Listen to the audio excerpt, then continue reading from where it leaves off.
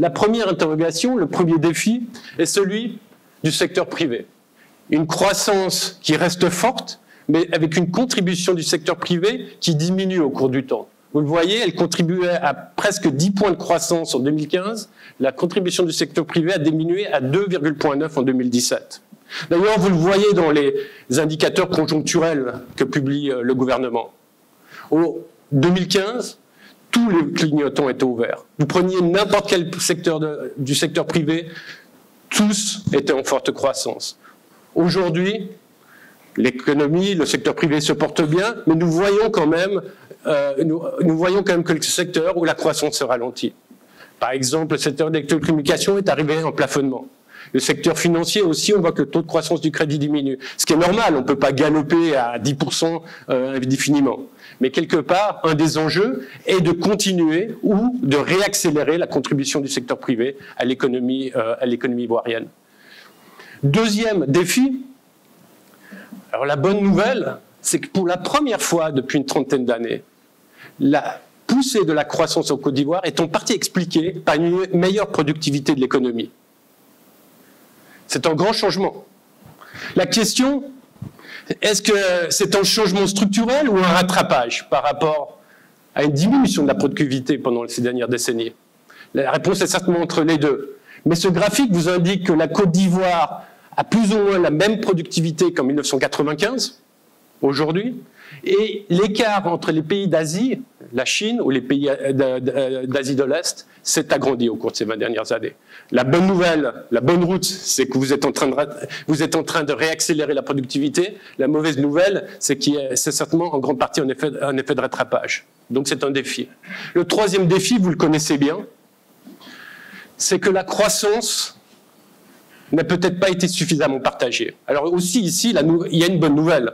Depuis la première fois, alors on n'a pas remonté depuis 1985, mais depuis la première fois depuis les années 1980, la pauvreté est en baisse.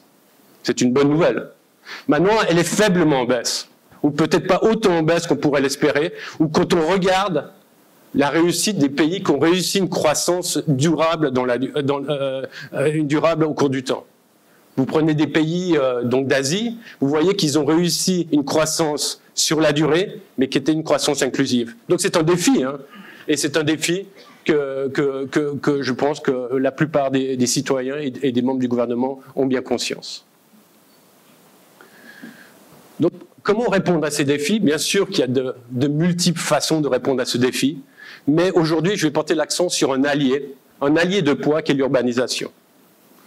Je n'ai pas besoin de vous rappeler que l'urbanisation est un vecteur d'accélération de la croissance économique. Vous le constatez au niveau mondial, les pays les plus urbanisés sont souvent les pays les plus développés. En fait, le raisonnement est simple.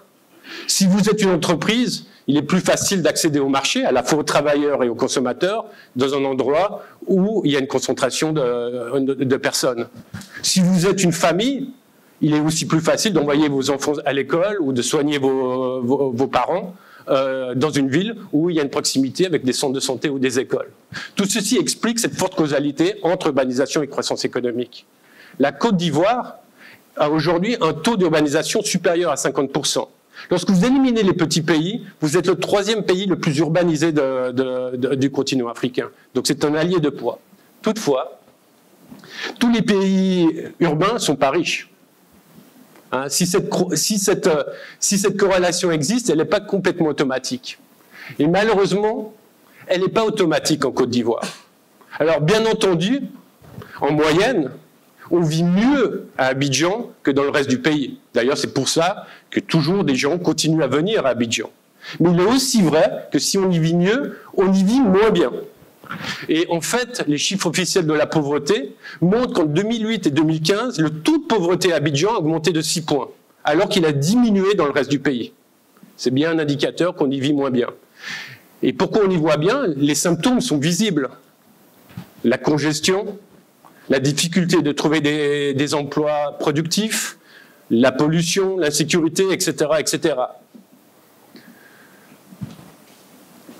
Là-dessus, il y a des réponses qui sont déjà mises en place. Une des réponses, c'est la stratégie de diversifier l'urbanisation. En Côte d'Ivoire, aujourd'hui, 40% de la population urbaine est concentrée à Abidjan. C'est beaucoup. Certains disent que c'est trop.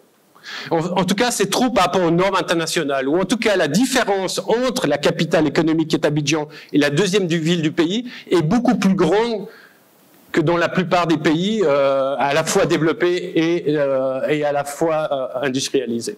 Enfin, développés et non développés. Mais la solution n'est pas seulement de diversifier l'urbanisation, c'est aussi de mieux gérer l'urbanisation d'Abidjan. Abidjan va continuer à grandir. D'une part, on y vit quand même mieux que partout ailleurs. Les opportunités économiques ou d'éducation sont à Abidjan. Et même si les gens arrêtaient par hasard de venir à Abidjan, il y aurait une croissance endogène de la ville d'Abidjan. Donc la ville d'Abidjan va continuer à grandir. Et c'est là que j'arrive à la mobilité urbaine à Abidjan. Et en fait, c'est une bonne nouvelle qu'Abidjan continue à grandir, parce que la densité à Abidjan est en fait relativement faible. D'ailleurs, moi qui viens de l'extérieur, à Abidjan, je trouve beaucoup d'espace, en fait. Alors évidemment qu'il y a des quartiers complètement congestionnés, mais en moyenne, la ville d'Abidjan est beaucoup moins dense que Dakar, Nairobi, et beaucoup moins dense que la plupart des villes que vous retrouvez dans le continent asiatique. Donc il y a une opportunité de faire mieux. Si vous voulez profiter des effets d'agglomération, il faut profiter de cette capacité à avoir une meilleure densité, mais une meilleure densité suppose aussi une bonne mobilité. Si vous êtes ensemble et vous pouvez pas vous connecter, alors ça peut être une connexion virtuelle qui de plus en plus devient virtuelle, mais aussi une connexion physique. Donc j'espère que je vous ai convaincu que bien gérer l'urbanisation, en portant l'attention sur la mobilité urbaine, devient un allié pour que la Côte d'Ivoire puisse remplir ses défis de croissance accélérée et de croissance inclusive. Laissez-moi encore essayer de vous motiver encore un peu plus. Pourquoi s'intéresser à la mobilité urbaine? La mobilité urbaine coûte, et je parle de la mobilité urbaine uniquement à Abidjan, coûte au pays, alors c'est une estimation, vous le verrez dans le rapport, on explique notre estimation, coûte chaque année environ 5% du PIB du pays. Comme l'a dit Pierre, vous améliorez la mobilité urbaine de 20%, vous générez une croissance de 1% supplémentaire. Donc l'enjeu existe, pas seulement pour Abidjan, mais aussi pour l'ensemble du pays. Pourquoi ça coûte autant d'argent? Alors ça coûte aux ménages. On a calculé que ça coûte, chaque jour, les ménages à Abidjan dépensent 4 milliards de francs CFA. Il y a plus de 10 millions de personnes, il y a 1,5 million de ménages, ils dépensent 6 000 francs CFA par trajet, et puis ils dépensent 200 minutes par jour. Vous vous rendez compte? Et en fait, c'est les plus pauvres qui sont les plus pénalisés. Alors les plus pauvres n'arrivent pas à se déplacer, et puis ceux qui sont juste à la marge, ils peuvent dépenser jusqu'à 30% de leurs revenus dans le coût du transport. Un coût pour les entreprises, bien entendu. Je n'ai pas besoin de m'appesantir dessus. Et d'autres coûts, qui sont les coûts d'insécurité et les coûts de pollution. Là-dessus, je vous ai convaincu, j'espère, que vous comprenez l'enjeu d'améliorer la mobilité urbaine. Alors pourquoi la mobilité urbaine? Alors ça sera abordé dans le rapport, ça sera abordé dans le débat qui va suivre, mais pourquoi, très rapidement, il est si difficile de se déplacer à Abidjan? Nous voyons 3 causes principales. La première, c'est l'infrastructure et la gestion du trafic. Alors ne nous méprenons pas, il y a certainement beaucoup plus d'infrastructures routières à Abidjan que dans la plupart des villes africaines. La problématique, elle est un petit peu plus compliquée, c'est qu'elle est aussi morphologique. La ville d'Abidjan, vous comprenez bien, qui est une lagune. Donc il y a des points stratégiques qu'il faut gérer, et puis il y a une gestion du trafic à assurer. La deuxième problématique, c'est le mode de déplacement. Environ 40%, donc ça varie suivant Ici, vous avez les revenus des ménages, donc par catégorie, les plus riches sont sur la gauche et les plus pauvres sont sur la droite. Vous constatez que le bleu, c'est les gens qui se déplacent à pied. Donc il y a environ 40-50% des gens qui se déplacent à pied à Abidjan. Vous allez me dire, c'est beaucoup. Oui, effectivement, c'est beaucoup, mais en fait, c'est pas très éloigné de ce qu'on trouve dans des villes développées comme Paris ou dans les villes du Nord. Alors évidemment, la différence, vous allez me dire qu'en Europe, la plupart des gens, s'ils vont à pied, c'est un choix. Et dans une ville comme Abidjan, c'est une obligation. Mais gardez en tête quand même que ces taux ne sont pas fortement différenciés. La grande différence avec une ville moderne, se trouve dans les déplacements collectifs.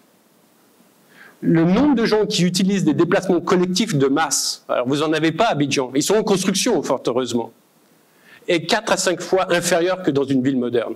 Donc l'enjeu est justement de mettre les gens dans des transports de masse.